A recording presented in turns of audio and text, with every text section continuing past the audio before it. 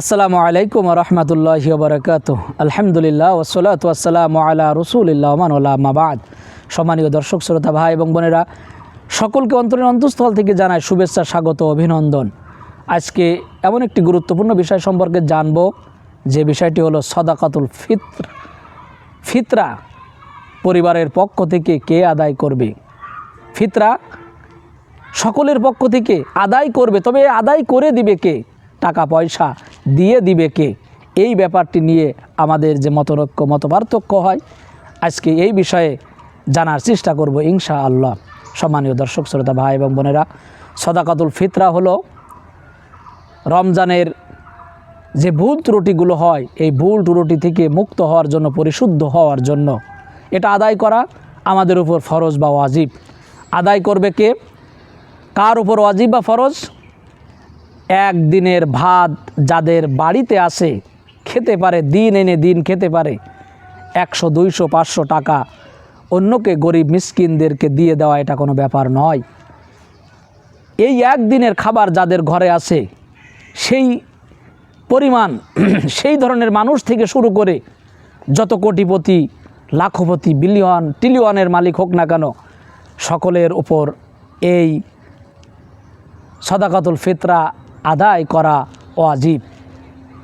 আল্লাহ রাসূল সাল্লাল্লাহু আলাইহি ওয়াসাল্লাম হাদিসের মাধ্যমে বলছেন, সাদাকাতুল ফিতরা স্বাধীন পরাধীন, নারী পুরুষ, ছোট বড় সকল মুসলমানের জন্য সাদাকাতুল ফিতরা আদায় করতে হবে। সাদাকাতুল ফিতরা এটা গরিবের হক, গরিবকে, মিসকিনকে দিতে হবে। এখন আমরা জানার চেষ্টা করব পরিবারের পক্ষ থেকে কে আদায় করে দিবে। স্পষ্ট কথা হলো, এক পরিবারে 5 সদস্য বিশিষ্ট, সেই 5 সদস্য বিশিষ্টের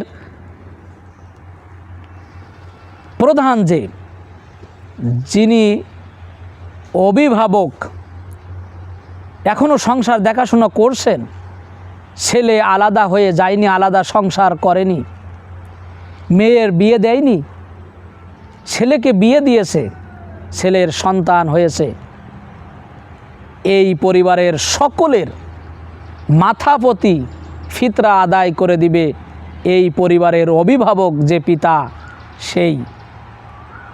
যদি পিতা অক্ষম হয়, দিতে অপারগ হয়, ছেলে যদি টাকা পয়সা উপার্জন করে, তাহলে বাপের অনুমতি ক্রমে ছেলে বাপকে এই টাকা বা এই সাদাকাতুল ফিতরা আদায়ের ব্যাপারে সহযোগিতা করবে, আদায় করে দিবে।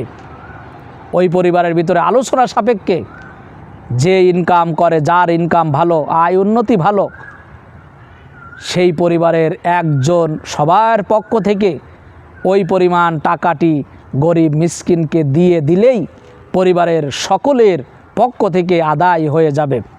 তবে সংসার যদি ভিন্ন ভিন্ন থাকে, ছেলে আলাদা থাকে, বাপ মা আলাদা থাকে, ভাই বোন বিয়ে হয়ে গেছে, তারা আলাদা থাকে, আলাদা আলাদা সংসারে প্রত্যেকের জন্য আলাদা আলাদা দিয়ে দিতে হবে।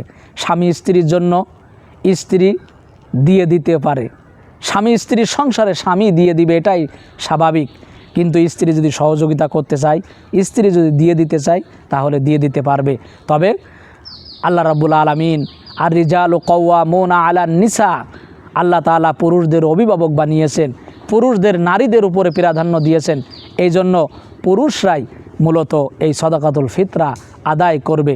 সাদাকাতুল ফিতরার এক কথা হলো, পরিবারের সবচেয়ে অভিভাবক যিনি, সবচেয়ে বেশি ইনকাম করেন যিনি, আয় উন্নতি করেন যিনি, তিনি এবং অভিভাবক পিতার সাথে আলোচনা সাপেক্ষে একজন দিয়ে দিলেই, আলোচনা করে ওই মাথাপতি পরিমাণটি আলোচনা করে অন্যকে দিয়ে দিলেই সকলের পক্ষ থেকে ফিতরা আদায় হয়ে যাবে। এখানে একটি কথা, সেটা হলো, ঈদের দিন সকালে ভূমিষ্ঠ হবে যে সন্তান, সেই সন্তান ভূমিষ্ঠ হয় যদি ঈদের নামাজের আগে, তাহলে সেই সন্তানেরও সাদাকাতুল ফিতরা আদায় করে ঈদের নামাজ পড়তে যেতে হবে।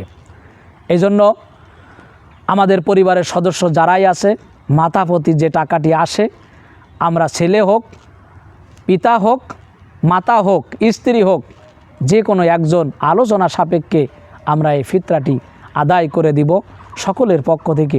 আল্লাহ তাআলা সাদাকাতুল ফিতরা তুমি আমাদের পক্ষ থেকে আদায় করার সুযোগ, সাহস, হিম্মত, টাকা পয়সা দান করো।